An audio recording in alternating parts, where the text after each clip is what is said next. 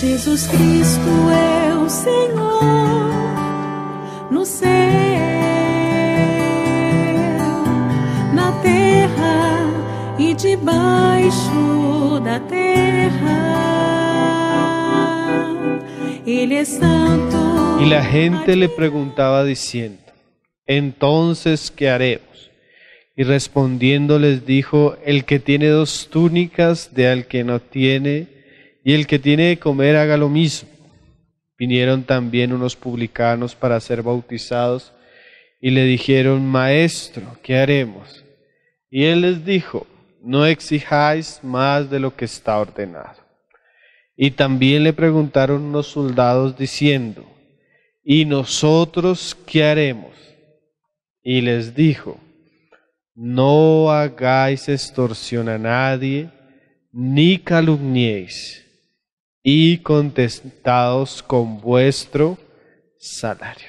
Entonces, los últimos 3 sábados y hoy hemos estado estudiando y vamos a estudiar las 3 respuestas que dijo Juan a un grupo de personas que al venir a su bautismo, ellas comenzaron a manifestar, o ellas no, en respuesta a una reprensión que Juan hace, que les comienza a decir generación de víboras, y comienza a reprenderlos porque parecía que estos que venían al bautismo de Juan no tenían un verdadero arrepentimiento. Él comienza a exhortarlos y en respuesta a la exhortación de Juan, 3 personas preguntan qué deben hacer. Entonces la primera, decíamos, es aquellos que tienen.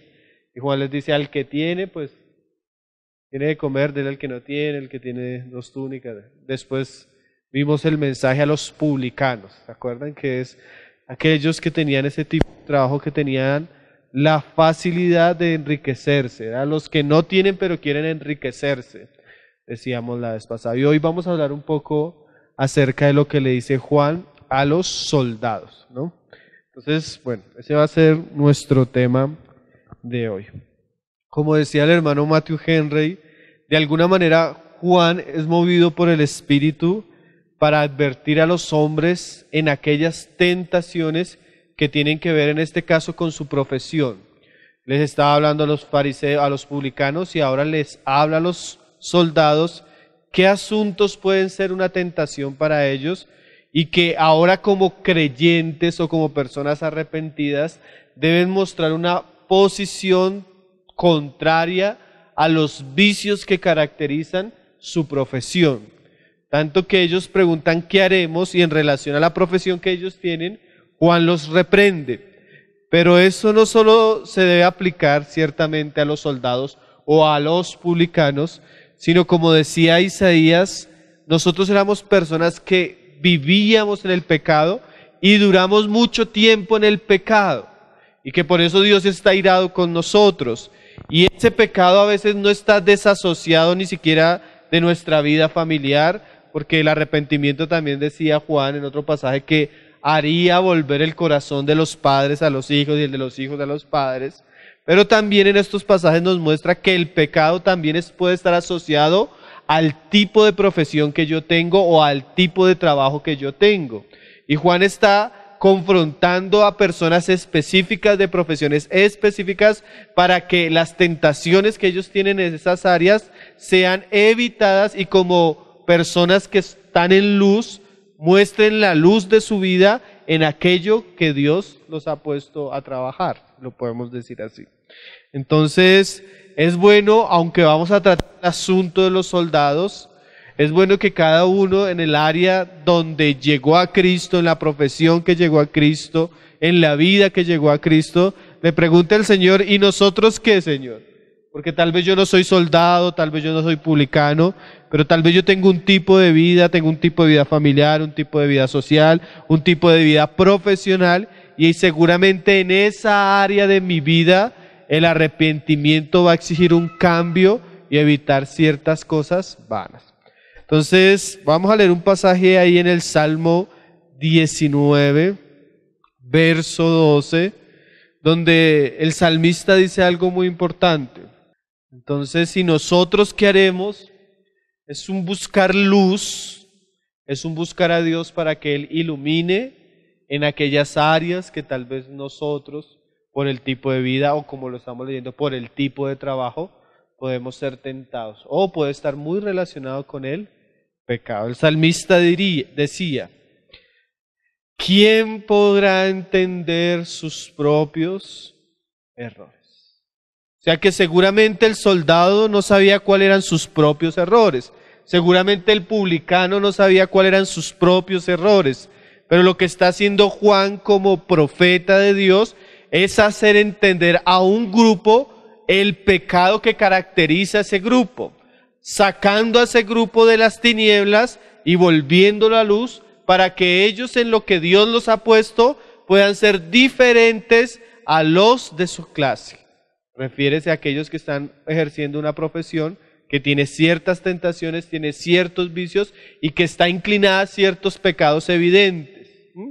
Entonces eso hace la palabra, pero como les decía, antes de entrar a estudiar lo que eran los soldados de la época, lo que Juan les dice, preguntémonos nosotros, ¿y nosotros qué? En mi profesión, en mi trabajo, ¿qué inclinación hay hacia el pecado? ¿Hacia dónde yo veo que hay las tinieblas? Y si yo todavía no lo entiendo, pues preguntemos, ¿y nosotros qué?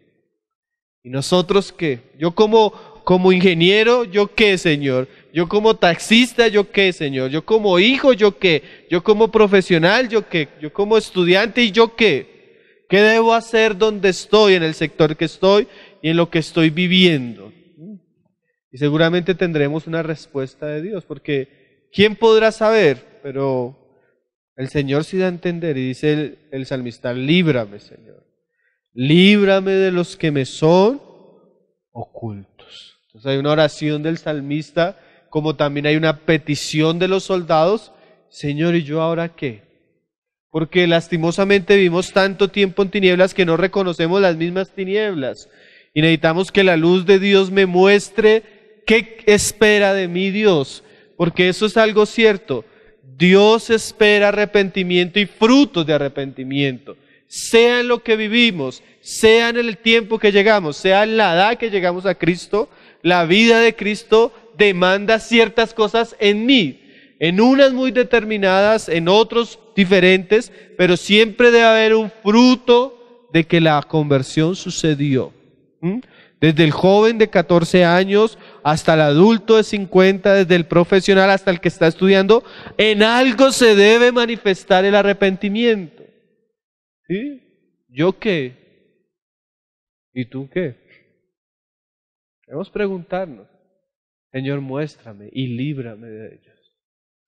Entonces la pregunta de los soldados es muy interesante porque abre el abanico para que la verdad de Dios llegue a un área específica. ¿Cuál es el área específica? La profesión de ellos, como soldados, ¿qué debían hacer? Entonces, bueno, ya entrando al tema que sería el tercero de los últimos de la serie de estos tres asuntos, vamos a ir a Romanos 13, verso 1. Vamos a estudiar las palabras de Dios por medio de Juan a los soldados, pero antes quiero que miremos un poco lo que representa este tipo de profesión en las Escrituras.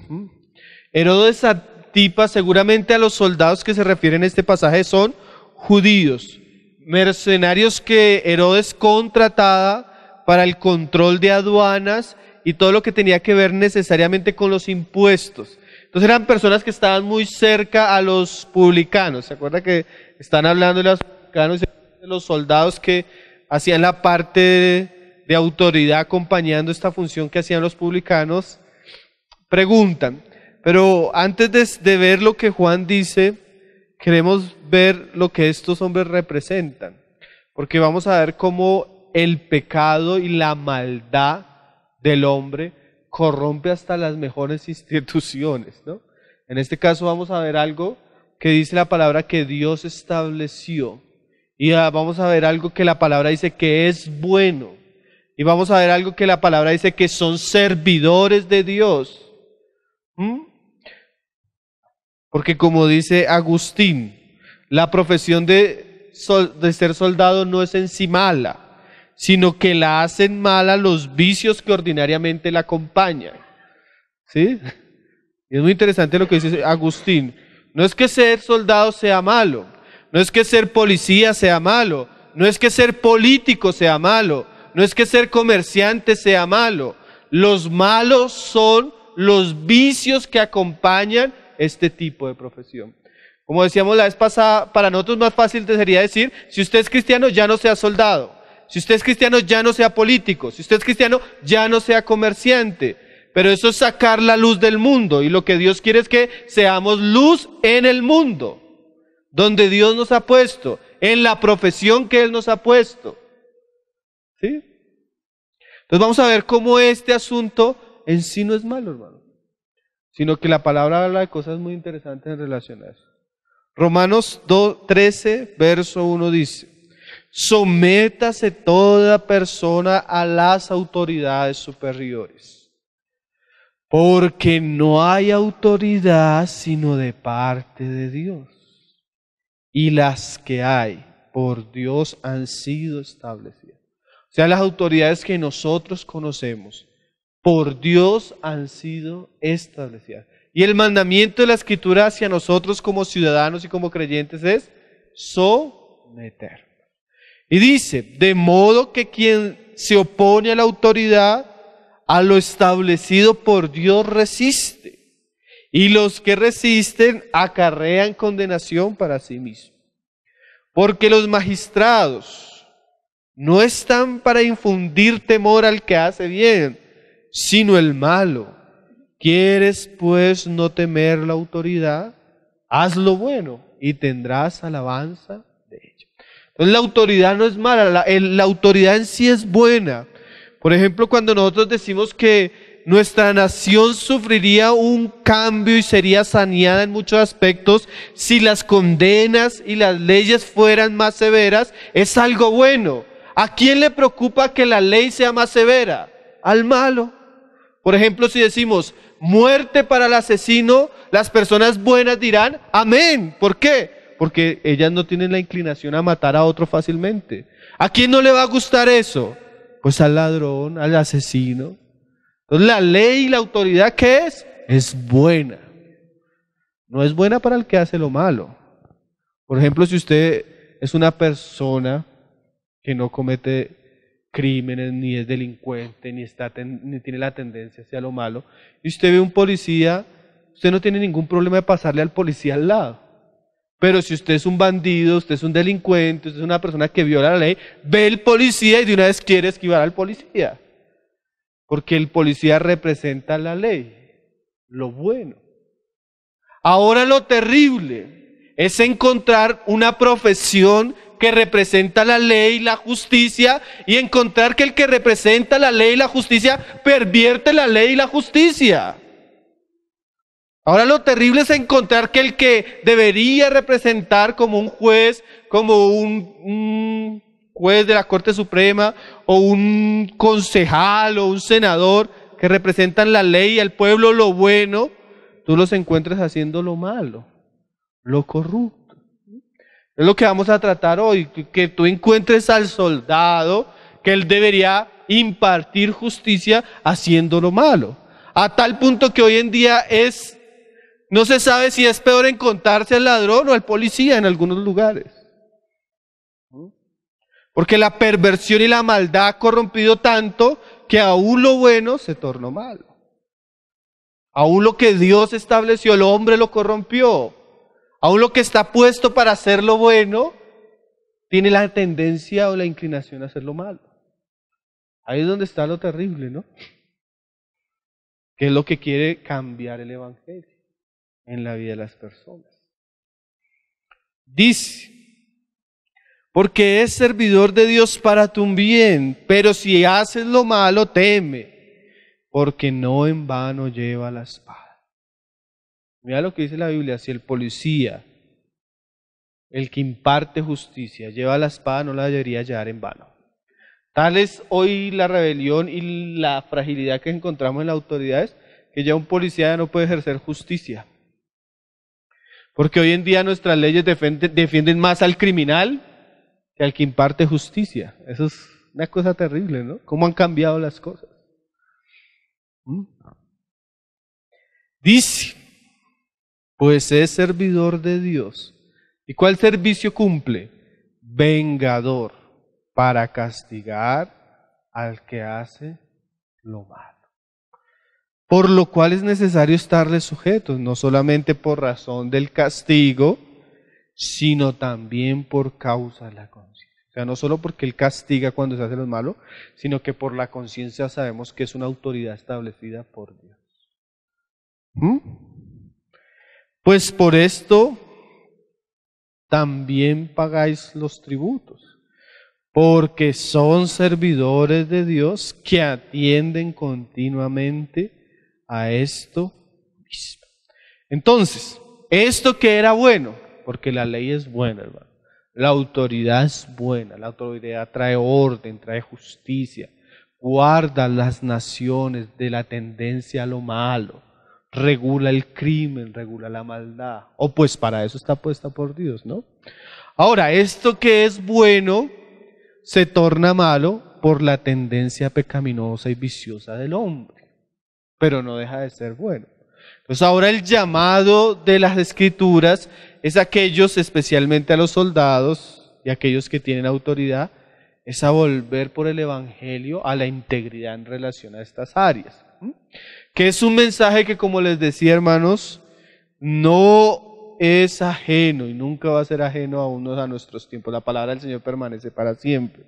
Por ejemplo, en nuestra gloriosa nación Colombia, en el año 2017, 1.500 policías fueron procesados por delitos de corrupción, 55 al mes. Lo que era bueno, viciado por el pecado, es una vergüenza para una nación. Y no hablemos de otros países. 1.500 procesados y 2.000 expedientes en proceso. Concierto para delinquir, robo, maltrato familiar, asesinato. Es terrible, hermano. Yo en estos días veía una noticia donde usted va a un banco y usted retira una fuerte suma de dinero, entonces usted llama para que la policía lo acompañe. Entonces la policía, usted le da 2 policías. Y cogieron una banda de policías que el policía acompañaba a la persona hasta la casa, le tomaba una foto a la casa y se la mandaba al ladrón. Y a los 10 minutos llegaba el ladrón a robar la casa. Una banda compuesta con puros policías. Los que han sido puestos para cuidar por el pecado y la maldad tienden a ser. Entonces las palabras de Juan no solo eran para su generación, ¿cierto?, sino son asuntos que están acompañando siempre este tipo de profesiones. Volvamos a las palabras de Juan. Vamos a estudiarlas un poco. Ahí en el 3:14 de Lucas. Dice: también le preguntaron unos soldados diciendo: ¿y nosotros qué haremos? Y como decíamos la vez pasada, es un deber del profeta, es un deber del pueblo de Dios, que es columna de la verdad, poderle decirle a las personas en ciertas cosas específicas qué hacer, ¿no? Mira lo que les dice: no hagáis extorsión a nadie, ni calumniéis, y contentaos con vuestro salario. Entonces, primero tenemos 2 mandamientos tratando algo negativo y después uno llevándolos a algo positivo. Los 2 mandamientos a lo negativo es: no extorsionen a nadie, porque podría decir que si a nadie quiere decir a todos, no, pobre, rico, a nadie, ni calumnies. La palabra extorsión del griego es diaseio, que significa literalmente sacudir violentamente, que era una palabra para hablar cuando por medio de la violencia o la intimidación se abusaba para obtener dinero, ¿no? Y la otra palabra es calumniar, que significaba presentar cargos falsos, acusar fraudulentamente o exigir ilícitamente con el fin de obtener dinero. Ambas tienen el fin de obtener dinero. O sea, Él los está exhortando a que dejen, como vamos a leer, una costumbre común que tenían los soldados y que tienen a veces las personas que tienen cierto lugar de autoridad y que pueden infringir justicia, o que son puestas para infringir justicia. Este pasaje lo leíamos la vez pasada, Hebreos 13, verso 5. Vamos a ver un poco cómo esta profesión, especialmente la de los soldados y la de los que están en autoridad y que pueden impartir justicia, tiene la tendencia a esto, a extorsionar, a pedir cohecho, a abusar de ciertas posiciones que ellos tienen como autoridad para recibir dinero, ¿no?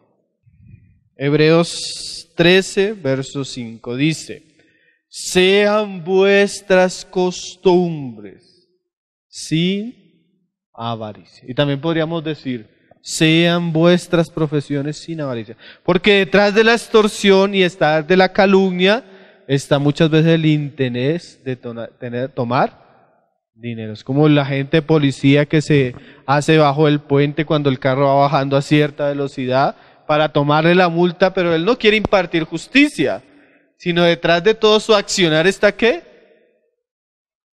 Sacar dinero. Entonces, ese tipo de prácticas, ese tipo de costumbres, ese tipo de pecados relacionados a esta profesión deben ser asuntos que el Evangelio debe quitar del corazón de los hombres. Vuestras costumbres, vuestros trabajos, vuestras prácticas tienen que ser ¿qué? Sin avaricia. Y vuelve Juan, el autor de Hebreos, a decir lo que está diciendo Juan: contentos con lo que tenéis ahora. Eso vamos a hablar más adelante. Entonces el pecado está, como lo venimos estudiando mucho estos días, estas reuniones, en la avaricia. Y hermanos, si es que la avaricia y el amor al dinero, como cuando Pablo lo dice en Timoteo, es la raíz de todos los males, no está diciendo una mentira, ¿no? Detrás del narcotráfico solo hay una intención, hermano: dinero. Solo hay dinero. Si encontraran otro asunto que les diera más dinero, el narcotraficante dejaría fácilmente la distribución de droga. Porque el asunto está en el amor al dinero. Y una de las cosas, esto es muy importante saberlo, una de las cosas que desangra una nación y corrompe a una nación es este tipo de idolatría, que es la avaricia. ¿Se acuerda que leíamos la vez pasada que siempre la avaricia se compara con la qué? Idolatría. A veces porque vemos que naciones tan prósperas, naciones tan ricas, naciones con tantos recursos como las naciones en las que nosotros vivimos, nos prosperan, hay pobreza, hay necesidad y hay una gran cantidad de males. Si nuestra nación tiene todos los recursos naturales que Dios dio para que fuéramos una nación con abundancia.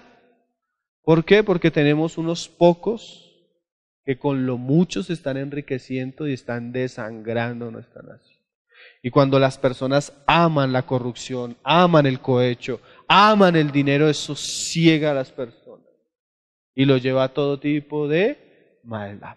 Entonces hay una clara denuncia de las Escrituras a este tipo de prácticas. En los 10 mandamientos encontramos: no codiciarás lo del prójimo, y más exactamente, no robarás. Y si esto es terrible para el ladrón como un mandamiento, imagínese para el que imparte justicia debería ser lo bueno.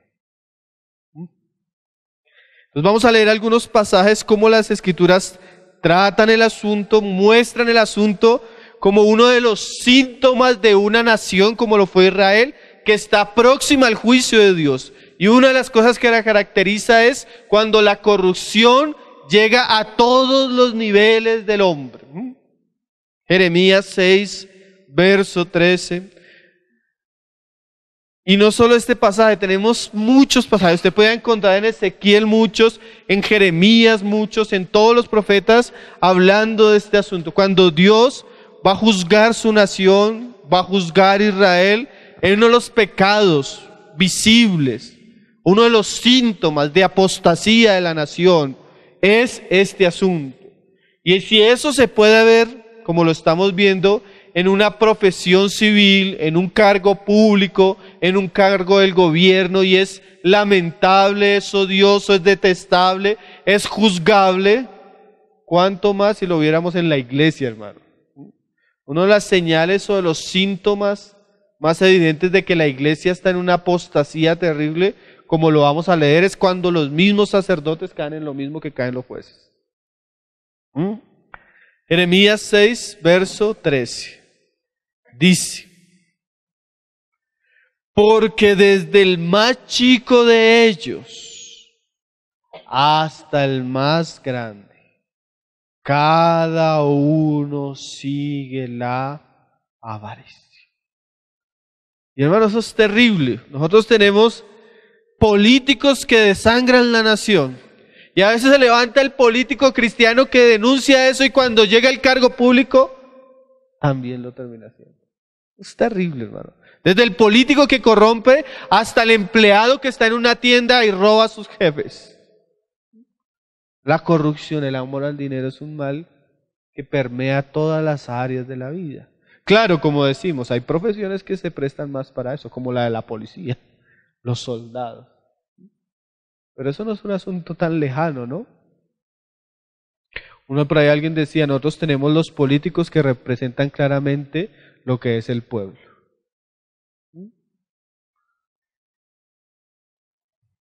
Dice, cada uno sigue la avaricia, y mira lo terrible, y desde el profeta hasta el sacerdote, todos son engañados. O sea, el asunto no es solo los que están en el gobierno y esto, sino hasta a la iglesia. Usted va a la iglesia, hermano, y usted es posible que si va a una de las más grandes iglesias de aquí a Bogotá, es posible que lo extorsionen y lo tumben peor que lo que hacen en el gobierno. Porque estos son peores, usan el evangelio, hermano. Son los síntomas de una generación que depravada, una generación corrupta, una generación que está al borde del juicio de Dios.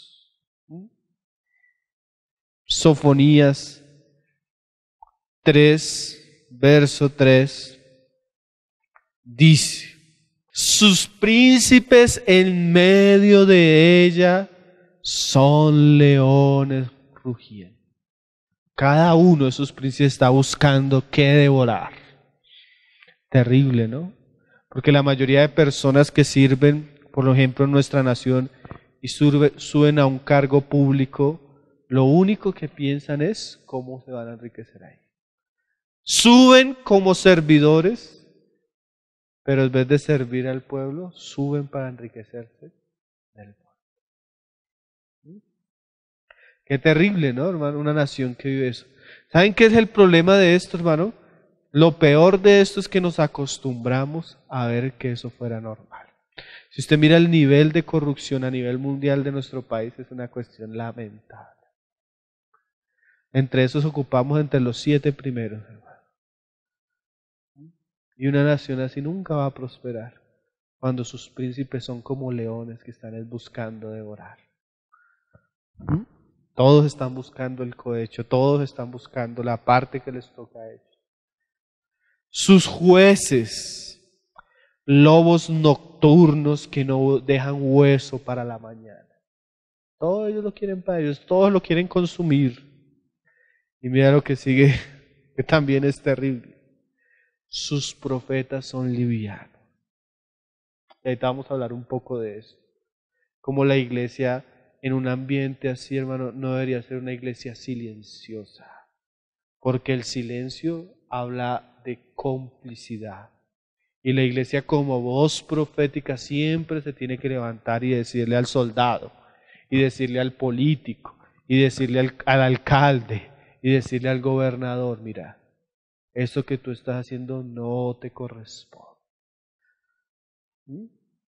Pero los profetas muchas veces en esta época, y no solo en esta época, se sentaban con estos a la misma mesa, hermano. Comían del mismo plato, de la misma víctima.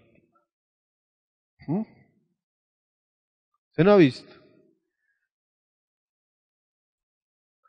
Hombres prevaricadores, sus sacerdotes contaminaron el santuario y falsearon la ley. Esos son los síntomas de una nación que entró en apostasía y que está próxima al juicio de Dios. Entonces, lea a los profetas que anticiparon la deportación de la nación. Jeremías, el mismo Lamentaciones, Ezequiel, todos ellos hablaron de esto. ¿Cuáles son los mayores males o problemas que tiene una nación? La corrupción, el amor al dinero, la avaricia. Y el llamado a nosotros o a los que encuentran el Evangelio, ¿cuál es? Vamos a leer Filipenses 2, verso 15. Estamos leyendo el llamado a los soldados, pero no solo a los soldados, aunque especialmente a aquellos que tienen de alguna manera ciertas tentaciones por causa de su profesión. Pero eso se aplica a todos los creyentes, ¿no? Filipenses 2, verso y 15, 2:15. Dice, para que seáis, ¿qué es lo que Dios quiere que seamos? Ahora que somos en Cristo, ahora que estamos en la luz, ahora que estamos respondiendo al llamamiento de Dios. Para que seáis irreprensibles y sencillos. Esa palabra primera, irreprensibles. ¿Es una persona irreprensible? Aquella que no tiene de qué acusarse, de qué reprenderle. Me gusta mucho un pasaje, no pierda el versículo porque vamos a estar en él. Un pasaje de primera de Samuel 12:2. De un hombre que tuvo una doble función, porque en el Antiguo Testamento existían dos funciones muy marcadas. Una era el rey y otra cosa los sacerdotes. El rey se ocupaba de todo lo que tenía que ver con los aspectos civiles de la nación. Y antes de la figura del rey estaba la figura de ¿quién? De los jueces. Pero a la par del rey estaban los sacerdotes. Pero vamos a encontrar un hombre que en una época de crisis cumple una doble función. Por un lado él es profeta, pero por el otro lado también fue juez, que es la historia de Samuel. Y estamos en el momento cuando la nación pide un rey y Samuel, aunque no estuvo de acuerdo porque era un asunto que estaba menospreciando a Dios, él les va a dar un rey, pero mira lo que dice Samuel. Y esto es muy interesante porque nos va a mostrar este pasaje la irreprensibilidad de Samuel. Mira cómo lo dice ahí en el verso 2. Primera de Samuel 12. Ahora pues, he aquí que vuestro rey va delante de vosotros. Yo soy ya viejo y lleno de canas, pero mis hijos están con vosotros, y yo he andado delante de vosotros desde mi juventud hasta este día. Aquí estoy. Mirá cómo dice Samuel. Acuérdense que está delante de todo el pueblo. Esta es la ceremonia de nombramiento del nuevo rey. Él está delante de toda la nación. Y dice, atestiguad contra mí delante de Jehová y delante de su ungido. Decía un hermano leyendo este pasaje, ¿qué político de nuestra época se atrevería a decir lo que va a decir Samuel? Mira lo que dice Samuel. Si he tomado el buey de alguno, acuérdese que él era el juez.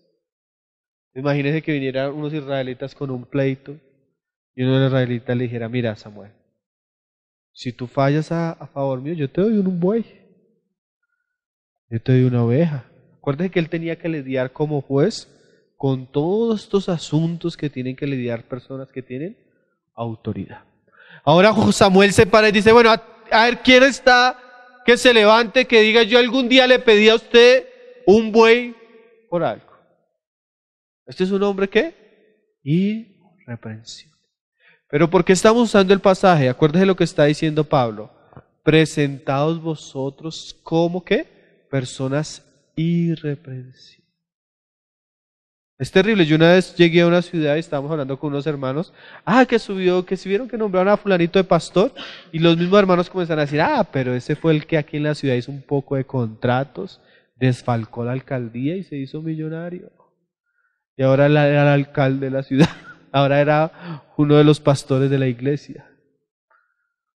Y tenía el testimonio pero repisoteado.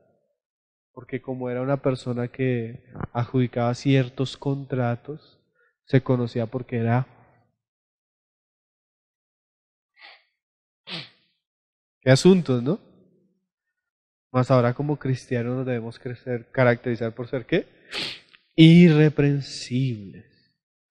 Y dice, si he tomado el asno de alguno, si he calumniado a alguien, si he agraviado a alguno, o si de alguien he tomado cohecho para cegar mis ojos. Porque el cohecho, no solo lo dice Samuel, sino otros pasajes lo dicen, ciegan los ojos de la persona. La persona se enceguece por el dinero. Ya en adelante no ve, como una persona que no tiene ojos. Entonces dice Samuel, a ver, ¿quién de ustedes, a cuál le he cobrado cohecho, a cuál me ha pagado una coima, a cuál he extorsionado, a cuál he calumniado?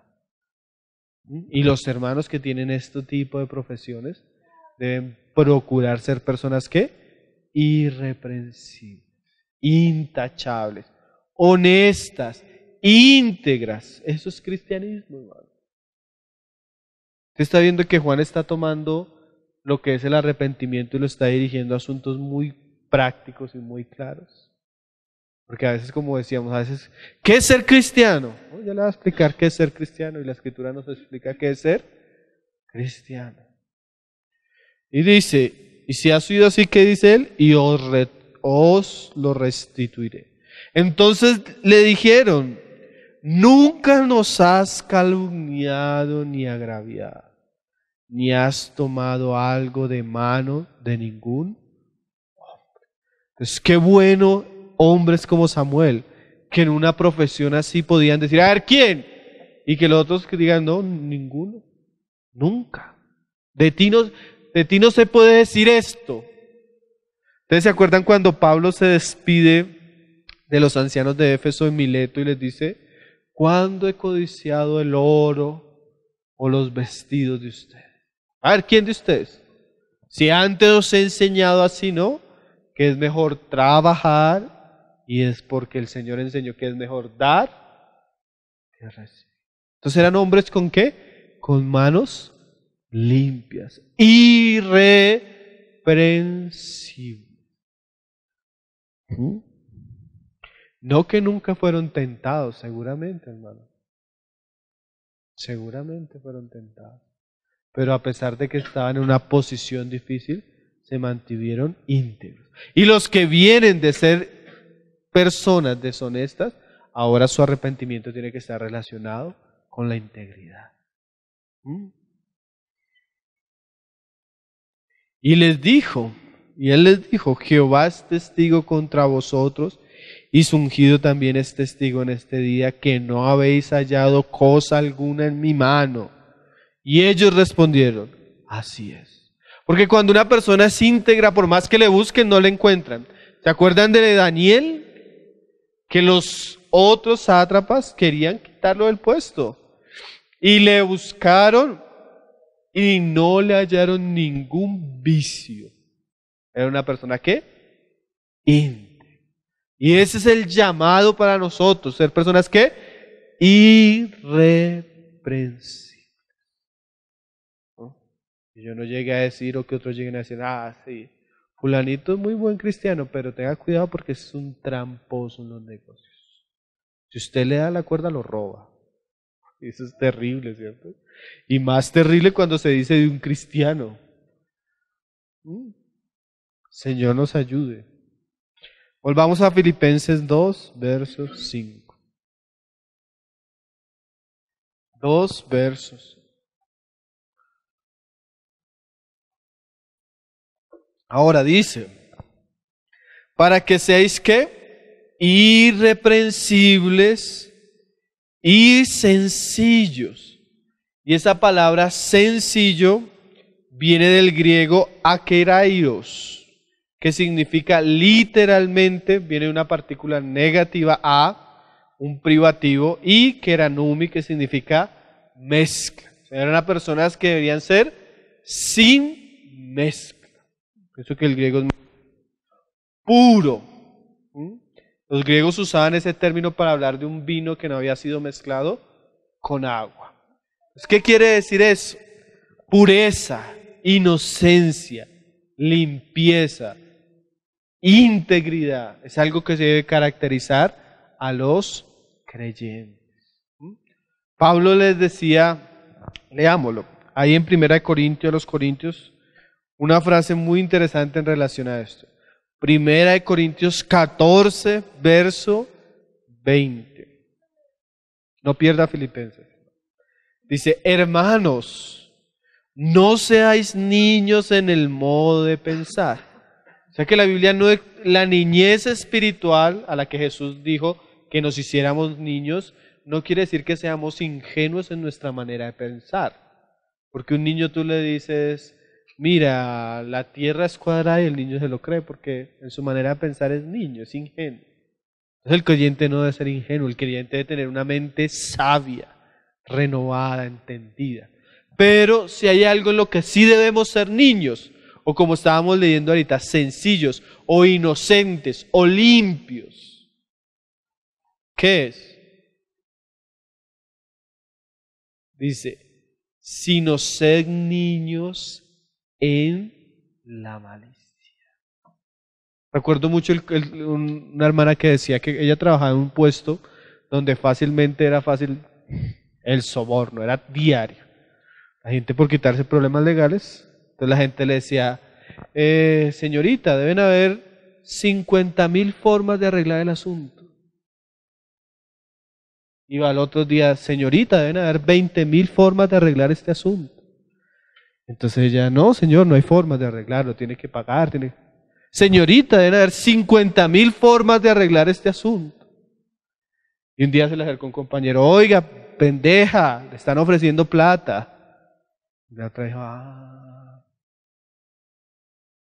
como niños en la malicia. ¿Qué? Pero hay gente que sin que le esté, porque el policía cuando le dice, mire, ¿usted hizo todo eso? Ya hay una malicia a veces detrás, ¿no? Ya hay una intención. Usted se pasó, pero ya usted lo ve como le está hablando y se nota que hay ¿qué? Malicia. Y Pablo dice, en cuanto a esa malicia debemos ser como ¿quién? Niños, inocentes, simples. Y eso lo hace el nuevo corazón, eso lo hace el Evangelio. Y eso es hacia donde Juan está dirigiendo a los soldados, de pasar de ser personas sumamente mañosas a ser personas ¿qué? Limpias. Eso hace el Evangelio, hermano. Cambia el corazón viejo y viciado por el pecado a un corazón limpio y nuevo. Filipenses 2, verso 15. Dice, para que seáis irreprensibles y sencillos o limpios o inocentes, hijos de Dios, sin mancha en medio de una generación maligna y perversa. Entonces eso es lo que quiere el Evangelio, que nosotros podamos ser hijos de Dios, irreprensibles y sencillos en medio de un ambiente que o de una generación maligna y perversa. Y esto es lo que es luz, hermano, en medio de la cual resplandecéis como luminares en el mundo. ¿Cuál es la diferencia de un creyente soldado a un incrédulo soldado? Que el soldado era extorsionador, era calumniador y siempre estaba sacando provecho. Pero ahora el creyente que está en la luz, ¿qué debería hacerlo? La luz en términos prácticos, que ahora es íntegro, que ahora es inocente, que ahora no lo gobierna la codicia. Esos son el tipo de hombres que, hermanos, si usted mira, aún siempre una de las características para los ancianos, para los diáconos, es que tenía que ser un hombre sin avaricia, no avaro. Porque cuando hay amor al dinero ahí, y eso debería ser una característica para todos los políticos. Mire que hay países europeos de trasfondo cristiano, hermano, donde los cargos públicos no son remunerados. ¿Y por qué esos países no tienen corrupción? Porque las personas que suben a esos cargos no suben con el interés de enriquecer. Pero aquí entre más cargo público es más alto el sueldo. Y no solo el sueldo, sino las tajadas que se sacan de ahí para adelante. Y eso atrae el nido, como eso trae como las víboras. Vamos a leer un pasaje ahí en Éxodo 18, verso 21. Vamos a aprovechar que la Escritura nos lleva a estos asuntos y vamos a tratarlo un poco, no muy amplio, pero sí por lo menos entrar y entrar hasta donde la misma palabra nos deja. Mira lo que le decía Jetro a Moisés cuando fueran a escoger un juez. Mira lo que dice la palabra. Además, escoge tú entre todo el pueblo, 18:21, varones de virtud, o sea, con ciertas capacidades, temerosos de Dios. Hermano, y eso no solo se aplica a los asuntos de la fe. Cuando usted vaya a votar por una persona en un cargo público, cuando usted va a votar por un político, estos son características. Que sea una persona virtuosa, o sea, que tenga la capacidad de estar ahí. Y no solo eso, que sea una persona que tenga temor de Dios, porque si no tiene temor de Dios no tiene nada, hermano.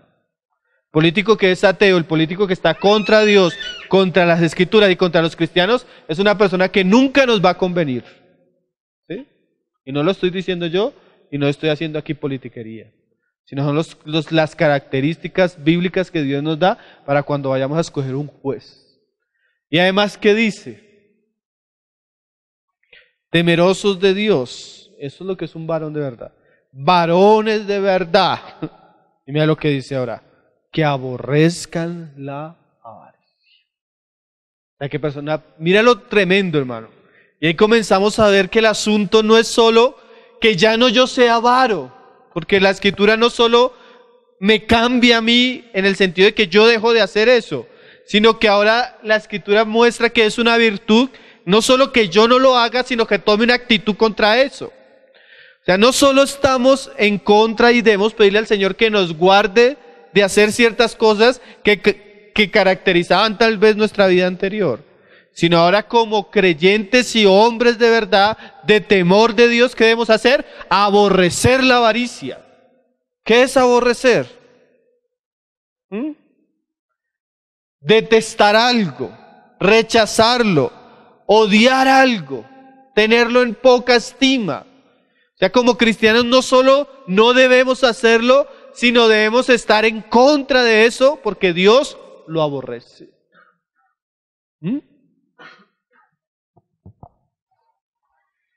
Y dice, y ponedlos sobre el pueblo por jefes de millares, centenas, de 50 y de 10. Dice la Escritura, los que amáis a Jehová, aborreced el mal.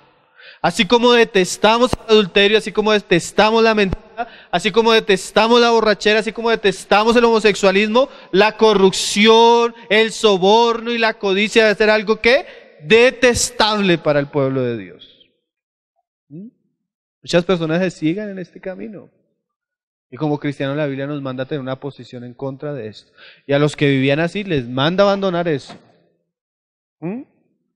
Tanto que mire lo que dice el Salmo. Salmo 26, verso 5. De un hombre piadoso, de un hombre que está en busca de Dios. Ahora no solo él, miren hermanos, no solo él debe dejar de hacer eso, de extorsionar, de calumniar. Ahora no solo él debe aborrecer la práctica, sino ahora él debe apartarse de todos aquellos que hacen eso. O sea, el soldado que está en un ambiente de soldados corruptos, como una persona temerosa de Dios, ahora debe apartarse de los que hacen eso. Porque acuérdese, las malas conversaciones dañan los buenos. Yo he conocido policías, hermano, que están hoy en día en la cárcel. ¿Por qué está en la cárcel? No, yo no robaba. Pero si todos sus amigos robaban, ellos robaban, pero yo no robaba. Entonces, ¿por qué está en la cárcel? Porque el juez me incluyó en unas conversaciones que tuve con ellos. Y están en la cárcel. Él dice que es inocente. Solo el Señor sabe. Pero las malas compañías. Ahí mira lo que dice el salmista. Salmo 26, verso 5. Aborrecí la reunión de los malignos. O sea, si usted encuentra una persona o un grupo de personas que su corazón, su vida, No solo en este pecado, sino en cualquier tipo de pecado, si son borrachos, si son adúlteros. Si usted encuentra un grupo de esas personas y ustedes ven que giran en torno a esos pecados, usted como creyente no puede estar sentado en esa reunión. Usted como creyente no puede participar de esas conversaciones. Usted como creyente no puede ser amigos de lo que se deleitan en lo que Dios aborrece. Y ese es el ejemplo del salmista, ¿no? Aborrecí la reunión de los malignos. Mira lo que dice el salmista, y con los impíos nunca me senté. Porque cuando usted se sienta, usted participa. A veces usted no ha visto esos políticos que los sacan en fotos con el narcotraficante, con el no sé qué. El hombre de Dios nunca se sienta y nunca se toma una foto con eso. Nosotros debemos aborrecer la mesa de los impíos. En este caso, pues lo que estamos relacionando, aquella mesa de hombres codiciosos, que planea, concierto para delinquir. Nunca me senté, decía el salmista. Mira lo que sigue diciendo, lavaré en inocencia mis manos. ¡Ay, qué frase tan preciosa, ¿no? Como niño, inocencia. Que mis manos se caractericen porque son manos, ¿qué? Limpias. La vez pasábamos, ¿quién subirá al monte Jehová? El que no aceptó cohecho, el que no se sentó, el que no derramó sangre inocente. Así andaré alrededor de tu altar, oh Jehová. Una persona limpia de manos es una persona que puede andar ¿dónde? Cerca a los altares del Señor. Pero si ustedes sientan la mesa a los impíos, usted come con ellos, se hace de ellos sus amigos, seguramente usted participa de eso. Entonces el hombre que tenía esa práctica, que tenía esas amistades, ahora abandona la práctica, ahora abandona las amistades y ahora aborrece el asunto que antes amaba. Como un fruto de arrepentimiento. ¿Cuál es eso? Es esa mesa. Mira que en el 10 el salmista la describe. ¿Quiénes son estas personas? Dice, en cuyas manos está el mal y su diestra está llena de soborno. Ese no es un ambiente para un creyente, hermano. Un hombre arrepentido. La mesa de los impíos donde su mano está llena de ¿qué? De sobornos. Y por último, un aspecto que quiero resaltar ahí en Miqueas 3, verso 8. Ustedes conocen la historia de José, el hijo de Jacob, ¿sí? El hijo de la amada, de Raquel, que es el personaje principal en los últimos capítulos del libro de Génesis, que llegó a ser el segundo en Egipto. ¿Y sabe qué se dice de José cuando tenía 17 años? Que aún siendo el menor entre sus hermanos, su papá le tenía un lugar privilegiado y era como el jefe de los pastores. Por eso sus hermanos lo odiaban. ¿Y saben por qué su papá lo puso ahí? Porque es que el hombre piadoso no solo aborrece no solo no se sienta en la mesa de los que hacen esto, sino como les decía ahorita, es un profeta y no es débil. ¿Sabe qué dice de José? Que José denunciaba a sus hermanos por las prácticas que ellos hacían. Por eso era que sus hermanos no lo querían. Entonces el creyente no solo es una persona íntegra, sino que cuando él ve el soborno, cuando él ve la maldad y tiene la oportunidad, él se levanta como profeta y señala el pecado, lo que Dios aborrece. No es un hombre débil. José, imagínese hermano, era el menor, el de 17, porque a veces eso pasa cuando, por ahí dicen, político viejo, porque ya están viciados. En Brasil sucedió algo tremendo, hermano. Los brasileños hasta el punto que no lo creen. Casi 16 años de gobierno de izquierda. Y Dios levantó un juez joven, Sergio Moro se llama. Y ese juez comenzó a investigar unos casos, hermano, y encontró la corrupción de la izquierda en Brasil. El partido PTT, creo que se llama, de izquierda de Brasil, comandado por Lula, cuando estaba presidente Vilma, tenía una corrupción tremenda. Y un juez que gana un sueldo corto, que era una persona poco importante, pero era un cristiano íntegro, hermano. y comenzó a sacar la corrupción y fue el que sacó todos los escándalos de Obredex y todo eso, hermano. Hizo que destituyeran a Vilma y llevó a la cárcel a Lula, que eso era algo imposible, hermano. Y eso los han perseguido, los han amenazado y son un grupo pequeño, hermano, de una ciudad chiquita en Brasil. Pero personas como esas que sacan la justicia, que denuncian el cohecho y al corrupto, son las personas que sanan una nación, hermano. Qué bueno que Dios levante personas así en un país, hermano. Personas que no tienen las manos manchadas y que no tienen temor de denunciar la corrupción. Señor, levante personas así en nuestro país, ¿no? Porque la izquierda que habla de comunismo, donde ha llegado a los países, ha sido lo más corrupto y se ha enriquecido y ha quebrado el país. Y así iba Brasil. Pero nadie creía que un presidente, miren hermano, a nivel mundial el político más influyente de nuestra generación en estos últimos años había sido Lula, y el más popular. Y un juez con la verdad lo tumbó y lo llevó a la cárcel. Y eso están peleando, ¿sí? Pero qué bueno hombres que no sean débiles y que puedan denunciar lo corrupto. Y así era José. Y mira hermano, la integridad de José lo llevó a ser una persona que llegó a estar al lado de Faraón. Tremendo, ¿no? Porque a diferencia de lo que el mundo dice, porque el mundo dice, no, usted es un tonto si no hace eso. No, usted es un pendejo si no hace esto. Dice que el que evita sus manos del soborno vivirá largos días. Va a tener una vida tranquila y de bendición. Mas el que extiende su mano y engrandece el cohecho, ese príncipe morirá. Dice Miqueas 3, verso 8. Mas yo estoy lleno de poder del Espíritu de Jehová, y de juicio, y de fuerza. Y dice, para denunciar a Jacob su rebelión, y a Israel sus pecados. O sea que este hombre Miqueas era un hombre ¿qué? Lleno del Espíritu. ¿Y cuál era la función profética de Miqueas? Denunciar el pecado, denunciar lo corrupto. Y dice, oíd ahora esto, jefes de la casa de Jacob, o sea, los príncipes y el ejército y capitanes de la casa de Israel, que abomináis el juicio y pervertís todo el derecho, que edificáis a Sión con sangre y a Jerusalén con injusticia. Mira, no solo una persona que aborrecía, sino denunciaban con fuerza y con juicio, llenos del Espíritu. Sus jefes juzgan por cohecho, y sus sacerdotes enseñan por precio, y sus profetas adivinan por dinero, y se apoyan en Jehová diciendo, ¿no está Jehová entre nosotros?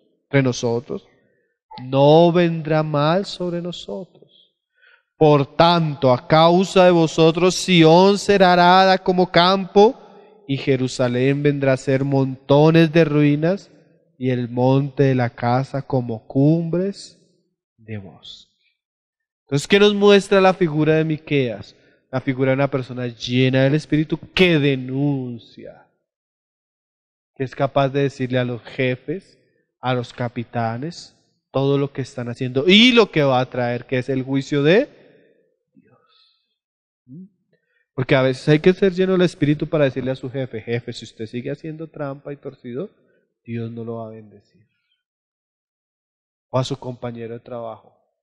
O decirle a su jefe que su compañero de trabajo está haciendo esto. ¿No? Hay que ser lleno de Espíritu para ser íntegro, ¿no?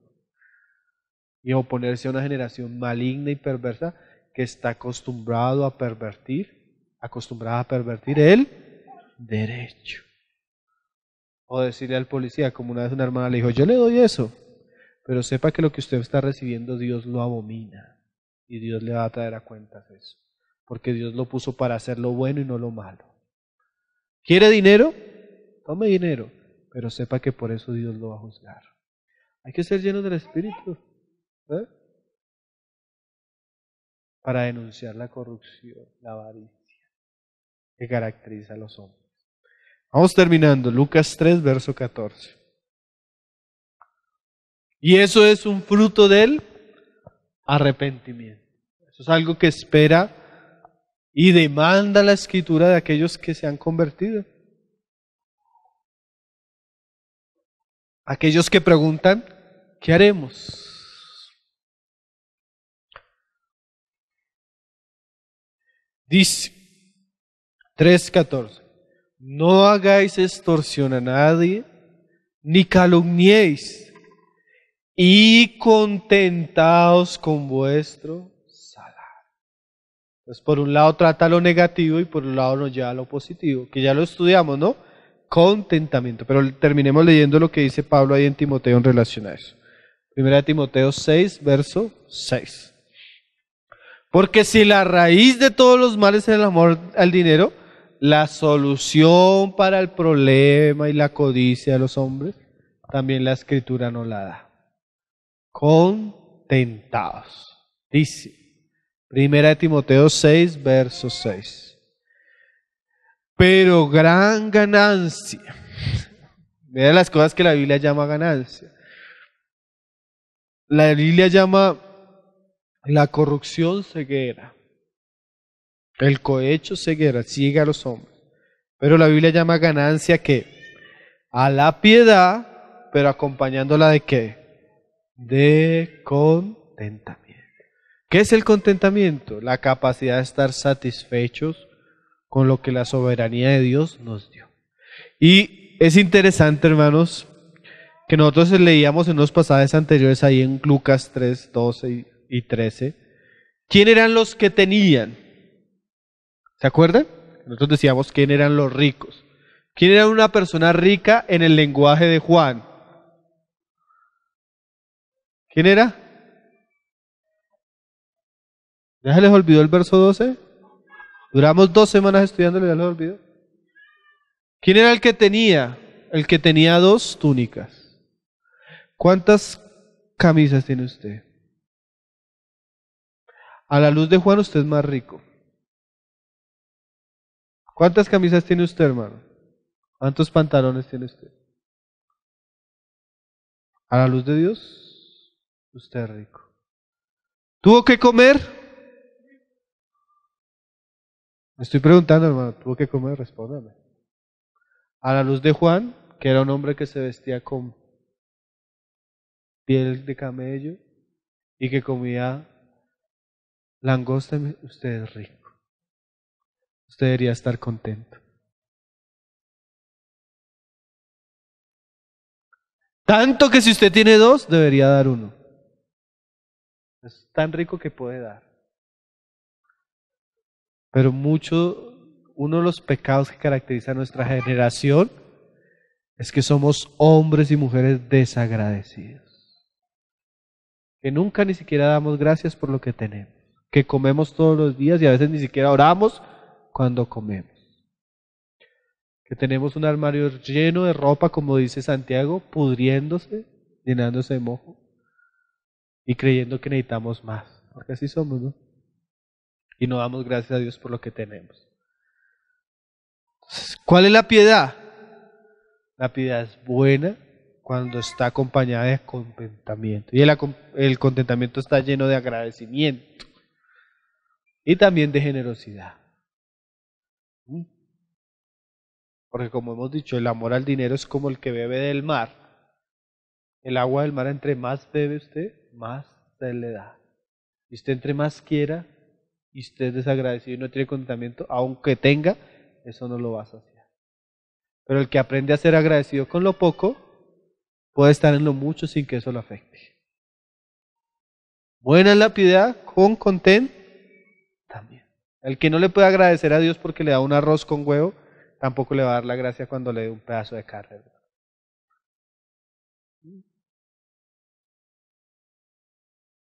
Dice, así que, ¿por qué? Además de que nada hemos traído a este mundo y sin duda nada podremos sacar, así que teniendo sustento y abrigo, estemos contentos con esto. Porque los que quieren enriquecerse, ahí es donde los problemas de los soldados. Seguramente que el sueldo de los soldados les daba ¿para qué? Para comer y para vestirse. ¿Sí? A veces hasta las personas que no trabajan tienen eso. Aquí en el barrio hay un muchacho que entró a las drogas y cayó en la indigencia terriblemente. Pero a veces yo vengo para la reunión y está con tremendos pedazos de pollo comiendo ahí al lado del asadero. Y digo, hasta Dios alimenta al que no trabaja. Dios es bueno, ¿no? ¿Cuánto más un soldado con su sueldo? ¿Será que no podía comer o sostenerse? Porque ya si un sueldo no le da un trabajo no le da para comer y sostenerse, debería buscar otro sueldo, otro trabajo, ¿no? Pero si le da para comer y sostenerse, dele gracias a Dios. Porque los que quieren enriquecerse, ahí es donde viene el problema. Caen en tentación y lazo y en muchas codicias necias y dañosas que hunden a los hombres en destrucción y perdición. O sea, un hombre, imagínense, en un cargo público, que son generalmente en nuestros países latinoamericanos, son muy bien pagos en comparación de la general. ¿Será que no tienen para esto? A veces las personas no se contentan y por eso entran en situaciones de mucha tentación. Porque raíz de todos los males es el amor al dinero, el cual codiciando algunos, mira lo que dice Pablo, se extraviaron de la fe. O sea que algunos que eran creyentes se perdieron en este camino y fueron traspasados de muchos dolores. Entonces hoy estudiamos, hermano, como la tercera, como hicimos como una especie de trilogía de lo que Juan le dice a las personas que le preguntan acerca de qué deben hacer ahora que vienen al bautismo de arrepentimiento. Creo que estamos ya en la enseñanza 28 de la serie de Lucas. Y bueno, ahí vamos avanzando a la medida que el Señor lo permita. La idea, como siempre decimos, no es avanzar mucho, sino que la palabra nos pueda hablar y podamos entender bien el asunto.